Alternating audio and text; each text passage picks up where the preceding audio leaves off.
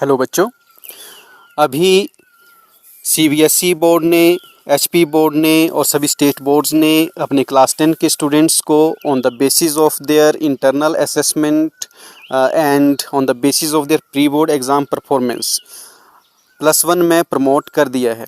तो कोविड-19 की वजह से, कोरोना की वजह से अभी बिना आपके प्रॉपर एग्ज़ामिनेशंस के, आपके इंटरनल असेसमेंट के बेस पर आपको +1 में प्रमोट कर दिया है। अभी जो सबसे बड़ी आपके पास चैलेंज है, जो सबसे बड़ा आपके जो दिमाग में क्वेश्चंस चल रहे हैं कि +1 में जब हम एडमिशन लें तो किन सब्जेक्ट्स को ऑप्ट करें और किन विषयों के साथ हम +1 की पढ़ाई को शुरू करें।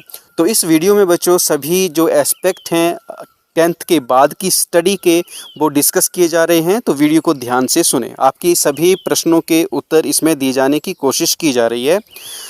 और यदि कोई क्वेश्चन अभी फिर भी आपका शेष रह जाए तो आप कमेंट में पूछ सकते हैं। आपके प्रश्नों को, आपकी दुविधाओं को सॉल्व करने की हर संभव कोशिश की जाएगी। तो इस वीडियो को कंटिन्यू करते हैं। तो 10th के बाद जो आपके पास चॉइसेस रहती हैं बच्चों, आपके पास 2 स्ट्रेट फॉरवर्ड ऑप्शंस होते हैं। या तो आप वोकेशनल कोर्सेज को सिलेक्ट करें या आप स्कूल एजुकेशन को सिलेक्ट करें। तो वोकेशनल कोर्सेज का मतलब होता है कि आप टेक्निकल कोर्सेज ज्वाइन करें 10th के बाद। तो टेक्निकल कोर्सेज को ज्वाइन करने के बाद आप जल्दी ही छोटे छोटे जो वोकेशनल कोर्सेज हैं उनको करने के बाद आप एक इंडस्ट्रियल लाइन में आ जाते हैं। अपनी जो आपकी करियर चॉइस होती है वो एकदम स्ट्रेट फॉरवर्ड हो जाती है। आप जो टेक्निकल साइड में आ जाते हैं। तो किस तरह से टेक्निकल एंट्री में आपके पास कोर्सेज क्या क्या रहते हैं, तो ये एक लंबी लिस्ट है, लेकिन मैं फॉर एग्जांपल लेकर के चल रहा हूँ कि आप जब टेक्निकल साइड में आएंगे 10th के बाद तो आप इस तरह के कोर्सेज़ में एंट्री कर सकते हैं। पैरामेडिकल कोर्सेज़ में lab technician, dental lab technician, इस तरह के कोर्सेज़ रहते हैं। लैबोरेटरी असिस्टेंट्स, इस तरह के कोर्सेज़ रहते हैं आपके जो मेडिकल कोर्सेज़ 10th के बाद होते हैं। मार्केटिंग एंड सेल्समैनशिप के कोर्सेज़ होते हैं। Diploma in food and beverages, diploma in engineering. तो डिप्लोमा इन इंजीनियरिंग जो होता है, इसको पॉलिटेक भी बोलते हैं। पॉलिटेक जो एक 3 साल का कोर्स होता है 10वीं के बाद, इसमें एडमिशन टेस्ट होता है आपका 10th के बाद। अलग अलग स्टेट जो टेक्निकल बोर्ड्स हैं वो एडमिशन टेस्ट कंडक्ट करते हैं। और प्राइवेट कॉलेजेस के थ्रू भी आप पॉलिटेक कर सकते हैं, डिप्लोमा इंजीनियरिंग का कर सकते हैं। तो इंजीनियरिंग डिप्लोमा में भी आपके पास एक लंबी लिस्ट ऑफ चॉइसेस होती है। Engineering in electrical branch, in electronics, mechanical, automobile, इस तरह से सिविल इंजीनियरिंग, एक लंबी लिस्ट है। तो आप यहाँ किसी एक ब्रांच को सिलेक्ट कर सकते हैं। इसमें अगेन एक लंबी डिस्कशन की जा सकती है। यदि आप चाहें तो इसमें से किसी भी कोर्स के ऊपर आप एक लंबी डिस्कशन चाहते हैं, डिटेल्ड गाइडलाइन चाहते हैं, तो आप कमेंट में बता सकते हैं। उसी कोर्स को कवर किया जाएगा और आपको पूरी जानकारी दी जाएगी कौन से कोर्स की एडमिशन प्रोसेस कैसी होती है, कौन कौन से कॉलेजेस आप सिलेक्ट कर सकते हैं। फिर है ITI courses in different trades, तो ये भी ITI कैटेगरी में ही आते हैं। और ये जो ITI कोर्सेज़ हैं इसमें अगेन एक लंबी लिस्ट रहती है। टेक्निकल कोर्सेज़ जो वोकेशनल कोर्सेज़ होते हैं, तो इसका भी सेम वैसे ही है। यदि आप डिटेल में इसकी जानकारी चाहते हैं तो आप कमेंट में बताएं, आपको इसकी अगेन जानकारी दी जाएगी। अभी जो हमारा मकसद है वो इस वीडियो में सिर्फ इतना कवर करना है कि 10th के बाद आपके पास चॉइसेस क्या क्या हैं। तो यहाँ सिर्फ चॉइसेस की डिस्कशन की जा रही है। किसी एक पर्टिकुलर चॉइस के ऊपर डिटेल वीडियो आप चाहते हो तो कमेंट में बता दें। तो यहाँ आपको बताया कि जो वोकेशनल साइड अगर आप जाते हैं तो वोकेशनल कोर्सेज़ में आपके पास इस तरह की चॉइसेस रहती है जो 10th के बाद आप सिलेक्ट कर सकते हैं। यदि आप वोकेशनल कोर्सेज़ के बजाय यदि आप स्कूल के थ्रू अपनी एजुकेशन को कंटिन्यू करते हैं तो स्कूल में आपके पास 3 चॉइसेस रहती हैं major, arts and humanity, commerce के कोर्सेज़ एंड साइंस। तो इन कोर्सेज़ में आपको क्या क्या स्कोप हैं आगे और किस तरह से आप सब्जेक्ट कॉम्बिनेशंस अपने सेलेक्ट कर सकते हैं, तो इसके ऊपर आगे हम चर्चा करते हैं। तो आगे चर्चा करने से पहले बच्चों एक बात अपने दिमाग में बिठा लीजिए, no any subject combination has less और मोर स्कोप और इम्पोर्टेंस। किसी एक विषय का कोई कम या ज़्यादा संभावना है, ऐसा नहीं है। ज़्यादातर हमारे दिमाग में क्या चलता है कि इस सब्जेक्ट कॉम्बिनेशन के साथ हमें ज़्यादा स्कोप मिलेंगे, अगर हम आर्ट्स पढ़ेंगे तो हमें स्कोप कम होंगे, साइंस पढ़ेंगे तो ज़्यादा स्कोप होंगे। इस तरह की मनोस्थिति दिमाग से हटा दें।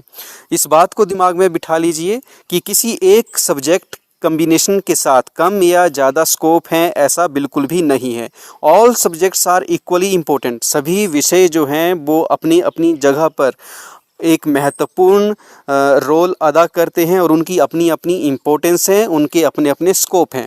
तो आपको सिर्फ दिमाग में एक क्लैरिटी बिठानी है कि आप किस दिशा में जाना चाहते हैं। जिस सब्जेक्ट कम्बिनेशन को आप सिलेक्ट करेंगे, उसी सब्जेक्ट कम्बिनेशन को आप इंटरेस्ट से पढ़ेंगे, दिल से पढ़ेंगे, तो आपको बराबर अपॉर्चुनिटी मिलेगी, बराबर स्कोप मिलेंगे, इसमें कोई दो राय नहीं है। तो इस बात को दिमाग में बिठा लीजिए कि किसी एक सब्जेक्ट कॉम्बिनेशन में कम स्कोप है या किसी एक सब्जेक्ट कॉम्बिनेशन में ज़्यादा स्कोप है। It's all about your interest. आपके रुचि की बात है। जिस विषय में आपको रुचि हो उसी विषय में अच्छे से पढ़ाई करें। तो इसलिए ये जो आपको वीडियो दिया जा रहा है, इसमें यही बताने की कोशिश करूँगा मैं कि हर सब्जेक्ट कॉम्बिनेशन के साथ इक्वल अपॉर्चुनिटीज़ हैं। बस आपको सिलेक्ट क्या करना है, अपनी चॉइस के साथ ट्यूनिंग करिए। जो आपकी इच्छाएं हैं, जो आपकी कैपेबिलिटीज़ हैं, जिस तरह की आपकी स्टडी स्किल्स हैं और आपके इंटरेस्ट हैं, उस हिसाब से अपने सब्जेक्ट कॉम्बिनेशन को आपने सेलेक्ट करना है ताकि आप इंटरेस्ट से अपनी पढ़ाई को आगे कंटिन्यू कर सकें। अब इस टाइम आपके दिमाग में इस तरह के कुछ अपने करियर के रिगार्डिंग प्लान्स होते हैं कि आपको किस डायरेक्शन में जाना है। अगर आपने Indian army, Indian defence services को ज्वाइन करने का प्लान किया हुआ है, तो इस केस में आपको प्लस टू करने के लिए जो सब्जेक्ट्स कॉम्बिनेशन लेने हैं, उसमें थोड़ा सा किस तरह का ध्यान रखना है कि आप किस तरह की एंट्री के लिए अपने आप को तैयार कर रहे हैं। सोल्जर जीडी के लिए तैयार कर रहे हैं, आप आर्ट्स स्ट्रीम में अच्छे से उसमें एंट्री कर सकते हैं। यदि आप ऑफिसर एंट्री के लिए अपने आप को तैयार कर रहे हैं तो आपके पास एनडीए एक ऑप्शन है, और एनडीए के लिए आपको साइंस पढ़ना कंपलसरी है। आपको नॉन मेडिकल +2 होना चाहिए, तभी आप जो है एनडीए के लिए एंट्री कर सकते हैं, एनडीए के एग्ज़ाम में अपीयर हो सकते हैं। फिर टेक्निकल एंट्री स्कीम होती है, ये भी आपको साइंस स्ट्रीम के साथ ही एंट्री इसमें मिलती है। एसएसआर होता है, सीनियर सेकेंडरी रिक्रूटमेंट नेवी के लिए, इंडियन नेवी के लिए, ये भी +2 बेस्ड एंट्री होती है। और इसके बाद यूईएस और सीडीएस एग्ज़ाम होते हैं। तो सीडीएस जो होता है, ये एग्ज़ाम नॉन टेक्निकल स्टूडेंट्स के लिए होता है जिसने ग्रेजुएशन कर ली हो। जो ग्रेजुएशन कोई भी ग्रेजुएट होगा वो सीडीएस एग्ज़ाम आर्मी और पैरामिलिट्री ऑफिसर कैडर के लिए अपीयर होने की कैपेबिलिटी रखता है। यूएस होता है यूनिवर्सिटी एंट्री स्कीम। जब बीटेक आप कर रहे हो +2 नॉन मेडिकल करने के बाद, तो बीटेक के बच्चों के लिए यूनिवर्सिटी एंट्री स्कीम होता है ड्यूरिंग देयर स्टडी। तो इस तरह से आपको क्लैरिटी अपने दिमाग में रखनी होगी कि आप किस डायरेक्शन में जाना चाहते हैं। तो जिस डायरेक्शन में आप जाना चाहते हैं, उस डायरेक्शन के अकॉर्डिंग आपको अपने सब्जेक्ट कॉम्बिनेशंस सेलेक्ट करने हैं। तो ये तो हो गई बात अगर आप इंडियन आर्मी के लिए अपने आप को तैयार कर रहे हैं। तो मैंने दोनों बातें आपको बता दी। एज ए सोल्जर आप एंट्री करना चाहते हैं तो ज़्यादा सोचने की ज़रूरत नहीं है, आपको सिर्फ +2 करना है इन एनी स्ट्रीम जिसमें आप कंफर्टेबल हों। यदि आप ऑफिसर लेवल के लिए तैयारी कर रहे हैं तो ऑफिसर लेवल के लिए अगर आप ग्रेजुएशन के बाद एंट्री करेंगे तो आप +2 आर्ट्स में कर लीजिए, कोई बात नहीं। Any graduate can appear in CDS exam for army and paramilitary services. अगर आप इंडियन नेवी के लिए तैयारी कर रहे हैं तो इंडियन नेवी CDS जो है वो BSc स्टूडेंट्स जो हैं वो इंडियन नेवी के लिए CDS के थ्रू अपीयर होते हैं। तो इस तरह से और भी आपके पास ऑप्शंस होते हैं एज ए ऑफिसर एंट्री के, जैसे इंडियन एयरफोर्स का FCAT टेस्ट होता है ग्रेजुएट लेवल के स्टूडेंट्स के लिए। तो इस तरह से जो भी आगे चॉइसेस, अगर आप डिफेंस सर्विसेज के लिए आगे और इसमें डिस्कशन चाहते हैं तो कमेंट सेक्शन में बताइए। आप किस तरह की एंट्री के बारे में सोच रहे हैं तो उसके ऊपर आपको डिटेल में जानकारी दी जाएगी। यहाँ आपको सिर्फ इतना बताया जा रहा है कि 10th के बाद आपको किस तरह का माइंडसेट के अकॉर्डिंग अपने सब्जेक्ट को चूज़ करना है। आपने क्या प्लान किया है अपने करियर के लिए, उसके अकॉर्डिंग आपको सब्जेक्ट कॉम्बिनेशन किस तरह से हेल्प करेंगे। तो ये तो बात होगी इंडियन आर्मी की। डिफेंस सर्विसेज की। इसके बाद यदि आपने प्लान किया है कि आपने गवर्नमेंट एग्ज़ाम के लिए तैयारी करनी है, कॉम्पिटिटिव एग्ज़ाम्स के लिए, सिविल सर्विसेज के लिए, तो HAS, IAS, IFS इस तरह के जो इंडियन सिविल सर्विसेज के एग्ज़ाम होते हैं एडमिनिस्ट्रेटिव पोस्ट्स के लिए, तो इसके लिए आपको ग्रेजुएशन चाहिए होती है। You have to be a graduate to appear in these exams. यदि आप इन एग्ज़ाम में अपेयर होना चाहते हैं तो आपको ग्रेजुएट होना चाहिए। अब ग्रेजुएशन आप अपने कंफर्टेबिलिटी के हिसाब से, अपने जो आपके सब्जेक्ट की, जिस सब्जेक्ट में आपका इंटरेस्ट है उसके हिसाब से आप अपने सब्जेक्ट कम्बिनेशन ले सकते हैं। तो इस तरह से आप +1 में कोई भी सब्जेक्ट कम्बिनेशन ले लीजिए। अगर आप HAS, IAS के लिए तैयारी करना चाहते हैं तो जिन सब्जेक्ट्स में आप कंफर्टेबल हों +1 में आराम से पढ़िए। ऐसा नहीं है कि आप आर्ट्स पढ़ेंगे तो आप HAS के लिए क्वालिफाई नहीं कर पाएंगे, ऐसा बिल्कुल भी नहीं है। आप अगर HAS की तैयारी कर रहे हैं, IAS की तैयारी कर रहे हैं और आप कंफर्टेबल हैं आर्ट्स पढ़ने में, तो आप बहुत ही शौक़ से आर्ट्स पढ़िए, बहुत ही रुचि से आर्ट्स पढ़िए। आप HAS में बहुत अच्छे से उसमें क्वालिफाई कर सकते हैं अगर आप मेहनत करेंगे तो, और अपने सब्जेक्ट को आपने अच्छे से पढ़ा होगा।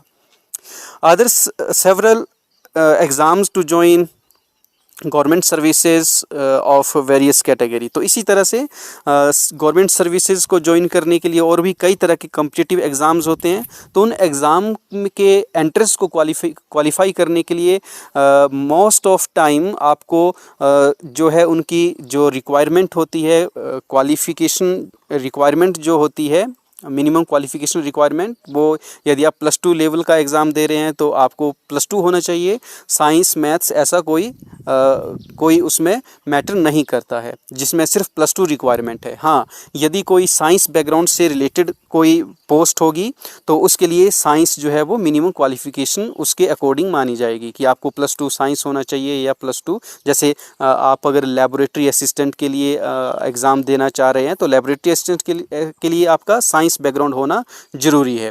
तो इस तरह से accordingly different type of jobs के लिए डिफरेंट क्वालिफ़िकेशन रिक्वायरमेंट रहता है। तो आपके दिमाग में अगर आप गवर्नमेंट जॉब के लिए तैयारी करेंगे तो ये एक छोटी सी क्लैरिटी आपके दिमाग में होनी चाहिए कि आप किस फील्ड में आगे अपने आप को लेके जाना चाहते हैं। तो उसके अकॉर्डिंग आप अपने सब्जेक्ट को कम्बिनेशन को सिलेक्ट करेंगे। यदि आप सिर्फ HAS, IAS के लिए अपनी तैयारी करेंगे तो उसके लिए मैंने ऑलरेडी बताया आपको सिर्फ ग्रेजुएट होना ज़रूरी है।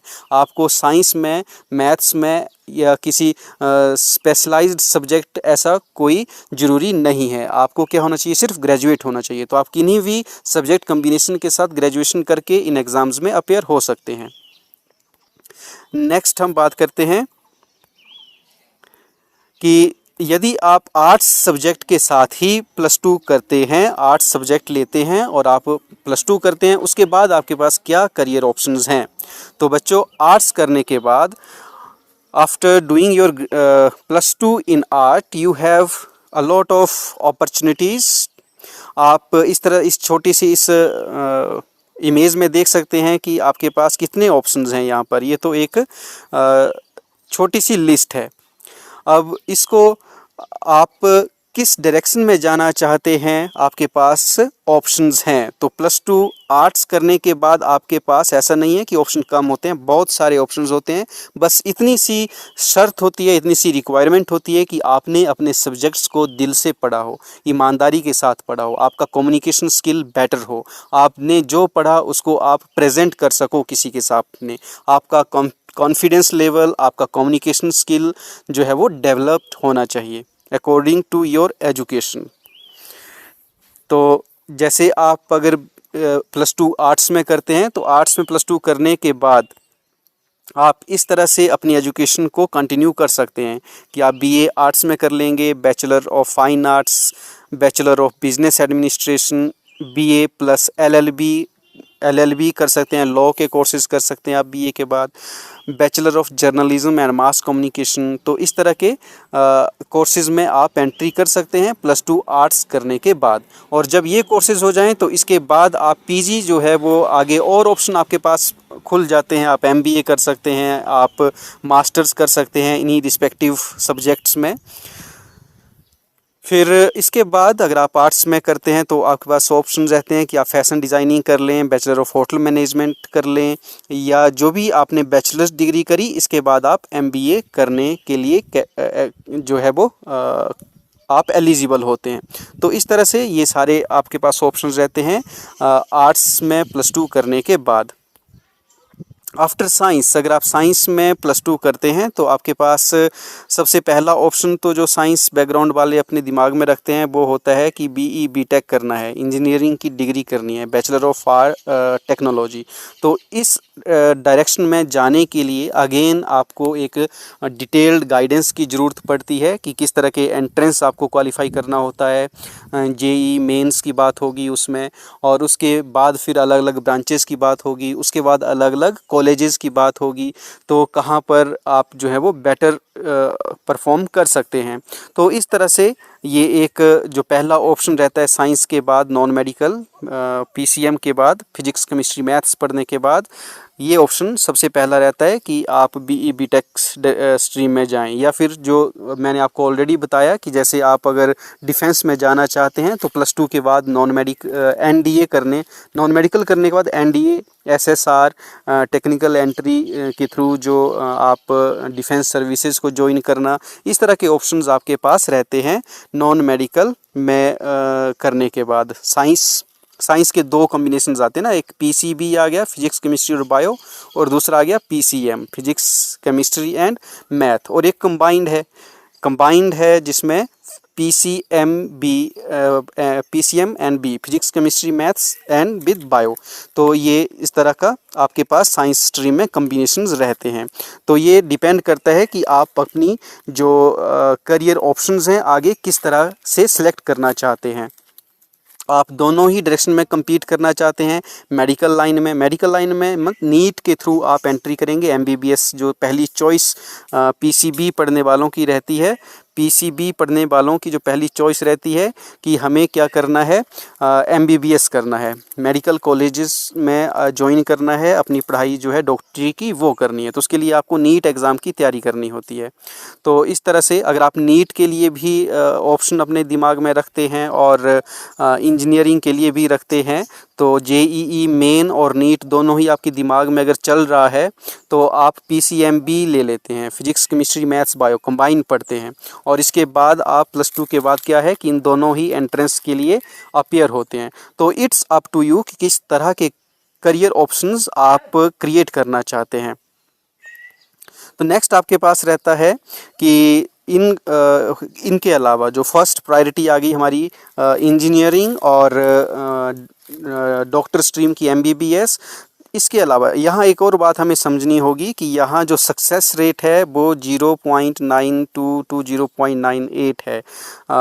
जो हमारी नीट के टोटल जो एस्पिरेंट्स होते हैं उसमें से 0.92% बच्चे ही जो हैं वो इन टेस्ट्स में आगे अपीयर करने के बाद आगे इन कोर्सेज को ज्वाइन कर पाते हैं। आईआईटी और जो हमारे मेडिकल कॉलेजेस हैं उनमें जो है अपनी पढ़ाई आगे कंटिन्यू कर पाते हैं। तो इस तरह की बातें भी हमें दिमाग में लेकर के चलना होता है। तो इसके अलावा साइंस पढ़ने के बाद आपके पास क्या क्या ऑप्शन रहते हैं, आप इस तरह के जो इंजीनियरिंग कोर्सेज़ हैं, बैचलर ऑफ आर्किटेक्चर है, बैचलर ऑफ कंप्यूटर एप्लीकेशन है, इंफॉर्मेशन टेक्नोलॉजी में बीएससी है, बीएससी नर्सिंग है, बी फार्मा है, बैचलर ऑफ फार्मेसी है, इंटीरियर डिज़ाइन है, इंटीरियर डिज़ाइन में बीएससी है। तो इस तरह के there are plenty of options. BDS bachelor of dental surgery, animation, graphics and multimedia, ये बीएससी है यहाँ पर ना, BSc in animation, BSc graphics and multimedia, BSc nutrition and dietetics, bachelor of physiotherapy, applied geology. इस तरह के there are lot of options you have after science. Same जैसे arts में हमारे पास बड़े सारे ऑप्शंस थे, साइंस में वैसे ही हमारे पास आगे बहुत सारे ऑप्शंस होते हैं। इसी तरह से यदि आप कॉमर्स में अपनी कंप्लीट करते हैं +2, तो कॉमर्स पढ़ने के बाद भी हमारे पास वैसे ही आगे अलग अलग ऑप्शंस हमारे सामने होते हैं जिनको आप ऑप्ट कर सकते हैं। जैसे career options for commerce students, bachelor of commerce BCom, bachelor of laws LLB, cost and management accountant, chartered accountant, CA. यहाँ एक और बात बताना चाहूँगा, सीए आप 10th के बाद भी कंटिन्यू कर सकते हैं। चार्टर्ड अकाउंटेंट का ये इंस्टीट्यूट होता है, ओपन एजुकेशन होती है, आपको इसमें एडमिशन लेना होता है, रजिस्ट्रेशन करना होता है और अपनी स्टडी जो है वो कंटिन्यू करनी होती है। तो सीए की स्टडी जो है वो 10th के बाद भी कंटिन्यू हो जाती है। तो ये सीए +2 के बाद भी आप कर सकते हैं। +2 के बाद अगर आप कॉमर्स करते हैं तो जो आपका टोटल टेन्योर है, जो कोर्स को कंप्लीट करने का समय है, वो कम लगता है। इसी तरह से bachelor of business administration BBA कर सकते हैं आप। Company secretary, certified financial planning, इस तरह से आपके पास ऑप्शंस रहते हैं कॉमर्स में +2 करने के बाद। इसके अलावा आपके पास bachelor of economics, journalism and mass communication, ये जो कोर्स है जर्नलिज्म एंड मास कम्युनिकेशन, इसके लिए आपको सिर्फ +2 होना ज़रूरी है। इसके लिए किसी स्पेशल स्ट्रीम की ज़रूरत नहीं होती है। आप +2 आर्ट्स करने के बाद, +2 साइंस करने के बाद, +2 कॉमर्स करने के बाद आप journalism and mass communication course लेना चाहें तो ले सकते हैं। तो it means it is open to all 3 branches, all 3 streams. Hotel management, it is also open for all 3 streams. BCom plus MBA, MBA is open for all streams. आपने अपनी graduation complete करा और इसके बाद आप MBA की तैयारी कर सकते हैं। और जो हमारे IIM है, Indian Institute of Management, this is the topmost management institute in India where you can do MBA। और इसके अलावा बड़े सारे कॉलेजेस हैं जहां आप MBA कर सकते हैं। तो MBA जो है वो, उसके लिए जो मिनिमम क्वालिफ़िकेशन MBA करने के लिए ग्रेजुएशन होना ज़रूरी है। तो ग्रेजुएशन आप किसी भी स्ट्रीम में हो, आप MBA कर सकते हैं। तो इस तरह से हमारे पास जो करियर ऑप्शंस आगे हमारे पास बनते हैं +2 के बाद, वो मैंने आपको डिस्कस कर दिए। आर्ट्स के करने के बाद भी, और आपका साइंस +2 करने के बाद, और कॉमर्स करने के बाद। इसके अलावा हमारे पास कुछ डिप्लोमा कोर्सेज़ होते हैं जो 10+2 के बाद आप कर सकते हैं। और ये आज की डेट में हाईएस्ट पेइंग डिप्लोमा कोर्सेज जिनको हम बोल सकते हैं कि आप +2 के बाद इन डिप्लोमा को कर लेते हैं तो जो हमारा अर्निंग पॉइंट ऑफ व्यू से, जो money creation point of view से जो ये कोर्सेज हैं, ये बहुत ही अच्छे माने जा रहे हैं आज की डेट में। क्योंकि इन कोर्सेज को करने के बाद जो है आप की अर्निंग जो है वो इजीली स्टार्ट हो जाती है और अच्छी स्टार्ट होती है। तो डिजिटल मार्केटिंग, एनिमेशन में, apps development, data science and data analysis, computer network hardware and security, computer programming, cloud computing end game design. तो इस तरह से मशीन लर्निंग, इस तरह से एक लिस्ट है जो आज की डेट में पॉपुलर डिप्लोमा कोर्सेज हैं शॉर्ट ड्यूरेशन के। 6 मंथ से लेकर के 2 इयर्स तक इनकी ड्यूरेशन इन कोर्सेज़ को कंप्लीट करने की। और बाकी आपको स्किल जो है, जैसे आप काम करना शुरू करेंगे तो इसमें स्किल जो है वो डेवलप होती चली जाएगी और स्किल की अर्निंग होती है। जो आपको अर्निंग की बात बोली जा रही है वो आपकी स्किल का ही रिज़ल्ट है। जैसे जैसे आपकी स्किल जो है वो इम्प्रूव होती जाएगी, आपकी अर्निंग भी इन पर्टिकुलर लाइंस में, इन पर्टिकुलर फील्ड्स में जो है वो इम्प्रूव होती चली जाएगी। तो ये थी बच्चों आज की हमारी डिस्कशन कि आपको अपने 10th के बाद सब्जेक्ट सेलेक्ट करने में किस तरह से आपकी जो मेंटेलिटी होनी चाहिए कि आपकी डायरेक्शन किस तरफ को है, आप क्या चाहते हैं अपनी लाइफ में, और उस तरह से आप अपने सब्जेक्ट्स का कम्बिनेशन सिलेक्ट कर सकते हैं। आपको ज़्यादा जो है चिंता करने की ज़रूरत नहीं है कि मैं साइंस पढ़ूंगा तभी मेरे पास करियर ऑप्शन ज़्यादा होंगे या मैं कॉमर्स पढ़ूंगा तभी करियर ऑप्शन ज़्यादा होंगे। करियर ऑप्शंस ज़्यादा किस स्ट्रीम में होंगे हमें ये नहीं सोचना है। आप अपने आप से क्या चाहते हैं बस ये सोचना है। आप किस तरह की स्टडी के साथ कंफर्टेबल हो। आपको साइंस में इंटरेस्ट है आप साइंस पढ़िए, आपको कॉमर्स में इंटरेस्ट है आप कॉमर्स पढ़िए, आपको अपने आर्ट्स सब्जेक्ट में इंटरेस्ट है उसके साथ कंफर्टेबल हो तो आर्ट्स पढ़िए। करियर ऑप्शन सभी ब्रांचेस में इक्वली अवेलेबल हैं तो उसकी चिंता करने की ज़रूरत नहीं है। तो लास्ट में सम अप करते हुए मैं आपको बताना चाहूँगा कि जो न्यू एजुकेशन पॉलिसी है उसके अकॉर्डिंग आपको टोटल फ्रीडम है सब्जेक्ट चूज़ करने की। आप एक साइंस और आर्ट्स का कंबाइंड सब्जेक्ट स्टडी कर सकते हैं, आप फिजिक्स और हिस्ट्री इकट्ठा पढ़ सकते हैं, लेकिन साथ में कंडीशन क्या है कि अभी ये जो इस न्यू एजुकेशन पॉलिसी की जो ये इम्प्लीमेंटेशन है, इसको एक्सपेक्ट तो किया जा रहा है कि अभी हम 2021 से शुरू कर देंगे, लेकिन कोरोना की वजह से और दूसरा है स्कूल्स में स्टाफ की वजह से इसको अभी प्रॉपर इम्प्लीमेंट नहीं किया जा सकता। क्योंकि यदि आपने हिस्ट्री और फिजिक्स दोनों इकट्ठा पढ़ना चाहा भी तो भी हो सकता है स्कूल में वो टीचर उस तरह से अवेलेबल ना हो कि आपको सेम टाइम फिजिक्स और हिस्ट्री पढ़ाया जा सके। इस तरह से अभी हम इसको नहीं ऑप्ट कर सकते, लेकिन आने वाले समय में मल्टी डिसिप्लिनरी सब्जेक्ट्स की रिक्वायरमेंट भी बढ़ेगी और वो स्टडी भी जो है वो मान्य होगी। आगे जो आप यूनिवर्सिटी में स्टडी करेंगे तो मल्टी डिसिप्लिनरी स्टडी जो है वो एक्सेप्टेबल होगी, अवेलेबल होगी। तो इस तरह से हमें जो है ज़्यादा चिंता करने की ज़रूरत नहीं है कि हम किन सब्जेक्ट्स को पढ़ें।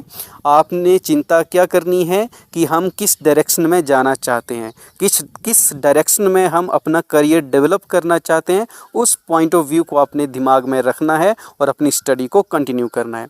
तो किसी भी तरह के आपके डाउट्स हों या किसी पर्टिकुलर टॉपिक पर आप वीडियो चाहते हो अपने करियर गाइडेंस के रिगार्डिंग, अपने सब्जेक्ट कॉम्बिनेशन के रिगार्डिंग, किसी भी तरह की आप वीडियो चाहते हैं, गाइडेंस चाहते हैं, तो कमेंट सेक्शन में ज़रूर बताएं। उसके ऊपर आपको डिटेल में जानकारी दी जाएगी।